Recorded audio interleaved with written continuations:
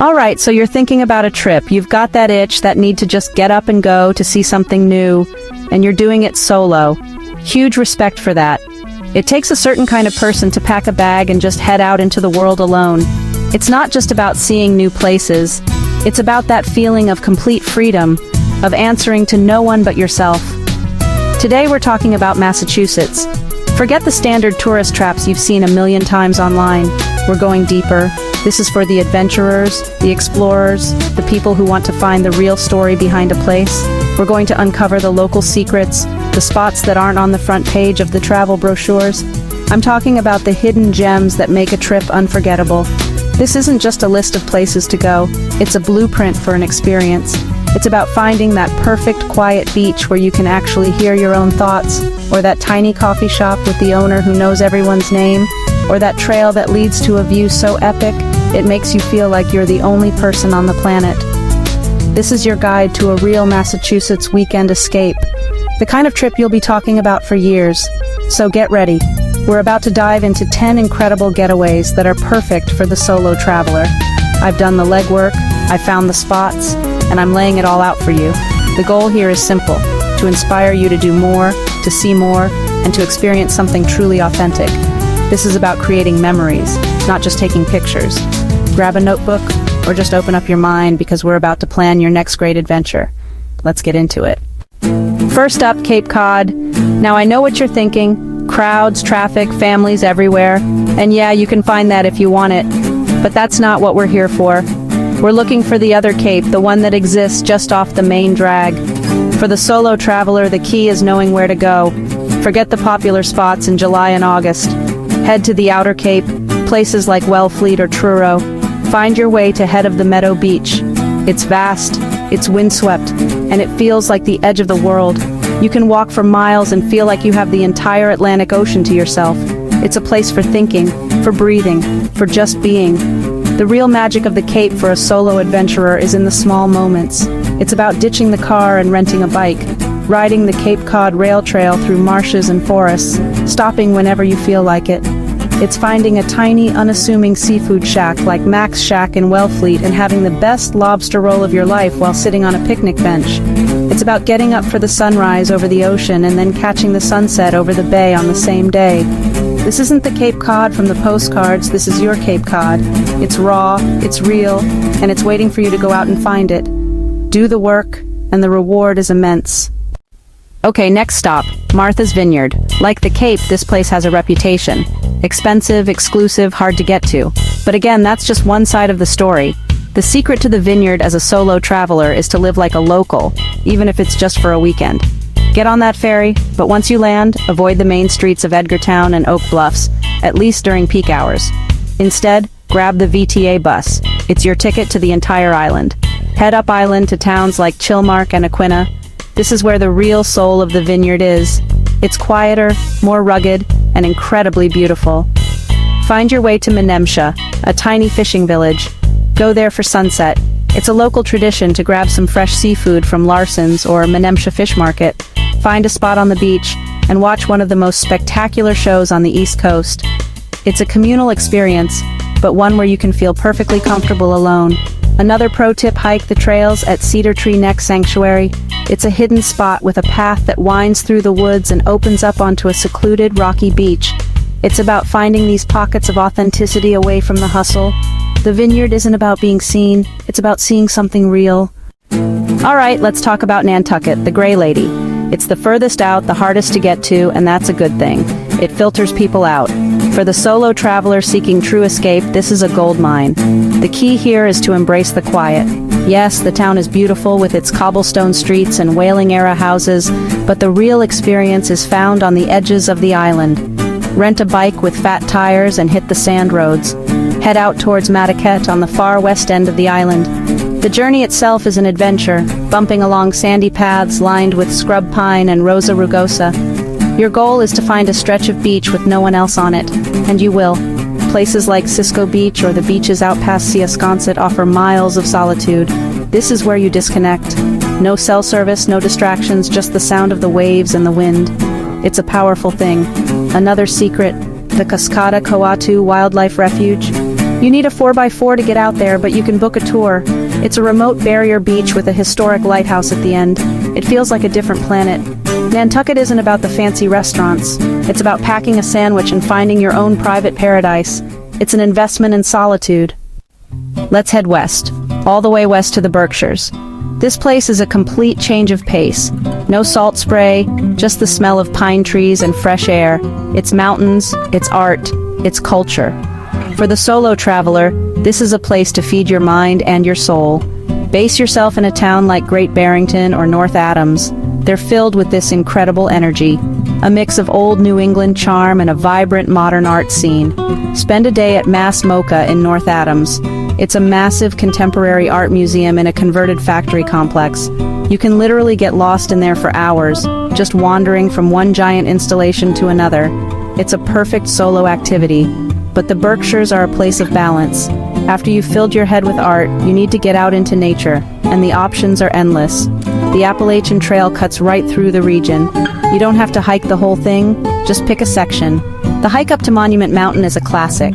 It's a bit of a scramble at the top, but the 360-degree views are your reward. It's a place that inspired authors like Herman Melville. You can stand up there, feel the wind, and understand why. The Berkshires are about that duality, the thoughtful quiet of a museum and the profound quiet of a mountaintop. It's a place to recharge on every level. Okay, Salem, you hear the name and you immediately think one thing, witches. And yes, that history is here, and it's important. But for the solo traveler, the real adventure is looking past the touristy stuff to find the hidden stories. Skip the cheesy witch museums in the middle of the day. Instead, take a walk through the McIntyre Historic District. It has one of the most incredible collections of historic American architecture in the country. You can spend hours just admiring the craftsmanship, imagining the history that happened inside those walls. It's a quiet, contemplative experience that connects you to a much deeper past than just 1692. Then go find the other side of Salem's history, its maritime past.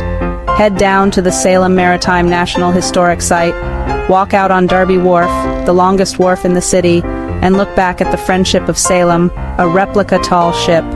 This town was once one of the richest ports in America, trading with the far corners of the world. That spirit of adventure is still here if you look for it. For a quirky solo adventure, visit the Punto Urban Art Museum, an open-air museum with over 75 large-scale murals in the Point neighborhood. It's unexpected, it's vibrant, and it shows a side of Salem that most visitors completely miss. It's about finding the real story. Now we're going to the very, very tip of Cape Cod Provincetown, or P-Town. This place has an energy unlike anywhere else. It's a celebration of individuality, of art, of freedom.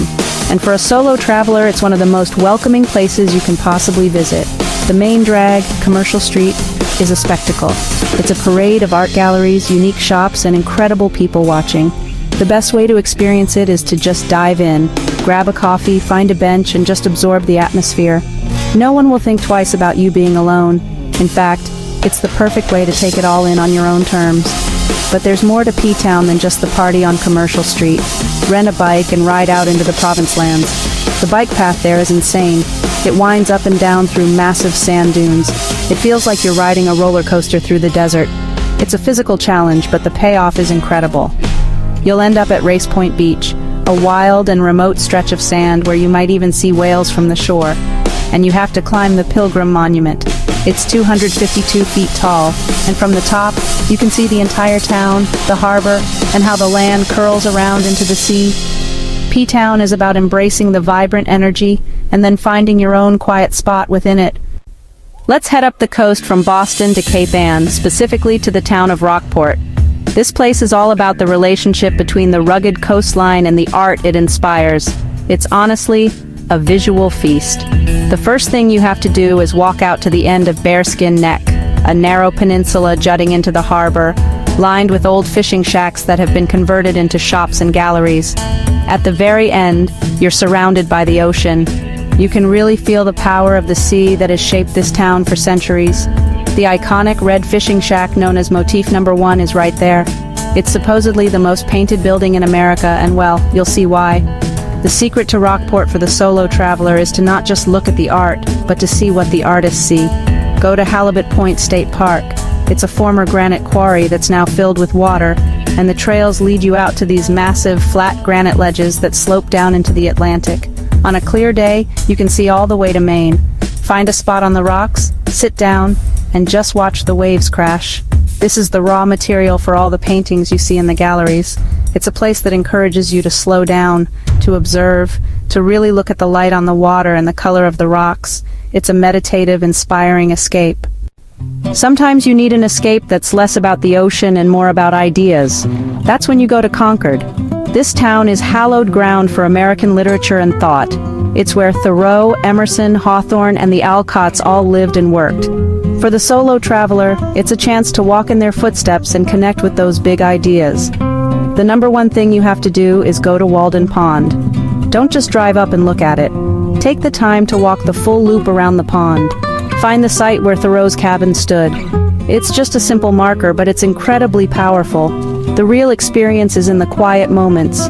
It's about finding a spot on the shore, away from everyone else, and just sitting, thinking about what it means to live deliberately. Then walk the Old North Bridge, the site of the first battle of the American Revolution. It's more than just a historical site. It's a beautiful, peaceful place. The whole area is a network of tranquil nature walks and trails. You can spend a whole day just walking, thinking, and breathing in the history. Concord isn't a loud place. It's a place that invites you to listen, to the history, to nature, and to your own thoughts. It's a profound and deeply personal getaway. All right, I know what some of you are thinking. Worcester, isn't that just an old industrial city? And yeah, it has that history. But that's what makes it so interesting. Worcester is a city that's reinventing itself, and for the solo traveler who likes to uncover urban grit and hidden gems, this place is a sleeper hit. Forget your preconceptions. Start at the Worcester Art Museum. It's a world-class institution with an incredible collection, from Roman mosaics to Impressionist paintings. And it has the Higgins Armory collection, a legit collection of knight's armor. It's awesome and completely unexpected. You can spend a whole afternoon there completely absorbed. But the real fun in Worcester is exploring the neighborhoods. Head to the Canal District. It's a revitalized area with cool, industrial chic vibes. Find a spot at an indie coffee shop like Acoustic Java and just soak in the local scene. This is where you find the real pulse of the city. Then, go for a walk. Worcester is known as the City of Seven Hills, so there are amazing views everywhere if you know where to look. It's a city that rewards curiosity. It's not polished and perfect, and that's its strength. It's a real working city with a ton of heart and a growing creative scene. Go find it. For our last stop, we're going up, all the way up, to the highest point in the entire state, Mount Greylock. This isn't just a mountain, it's an experience. It's a challenge and a massive reward, perfect for the solo adventurer who wants to earn their view. You can drive to the summit, and the road itself is a beautiful winding journey. But to really feel the mountain, you have to hike it. There are dozens of trails, but a classic route is the Bellows Pipe Trail up to the summit. It's tough, it's steep, but the feeling of accomplishment when you break through the trees is unbeatable.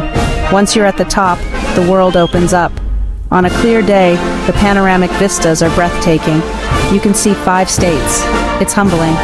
Up there is the Veterans War Memorial Tower, a 93-foot-tall lighthouse-like structure that you can climb for an even better view.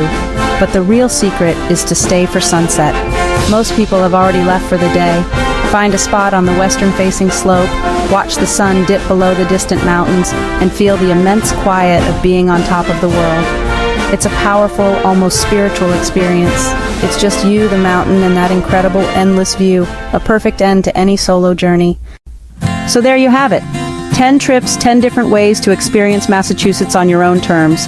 From the salty air of a deserted Nantucket beach to the view from the highest peak in the state. The point of all this isn't just to give you a checklist. The point is to show you what's possible when you decide to travel for yourself. When you decide that your own company is enough and your own curiosity is your best guide, these places are out there, waiting.